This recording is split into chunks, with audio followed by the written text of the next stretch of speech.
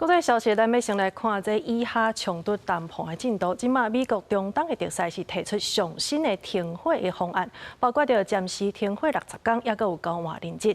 月经表示讲，这以色列呢已经同意，也毋过呢，这哈马斯所来讲，希望美国会当搁再来调整内容。除了永久停火以外，搁爱互以色列永远来退出加沙。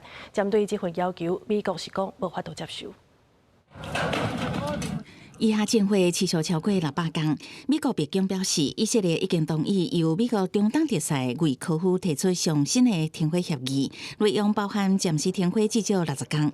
哈马斯以28个人质交换超过1200个巴勒斯坦犯人，并运转人道救援物资大量进入加沙走廊。不过，第30日，哈马斯回应，虽然对提案正面看待，不过这架构拢是以色列讲的，希望美国会当小可修改内容，保证会当永久停火，加以色列全面为加沙撤军。对于哈马斯的要求，魏科夫伫社群平台表示完全无法度接受，而且敢若会互谈判倒退。不过，美国总统川普也是表达乐观，认为有机会达成新的停火协议。They're very close to an agreement on Gaza, and we'll let you know about it during the day or maybe tomorrow, and we have a chance of that. 另外，31共一天，大阵以色列民众上街头抗议，呼吁纳坦雅胡紧签停火协议，互战争结束，确保互人口仔伫加沙的人质赶紧释放，安全回厝。This is the only way.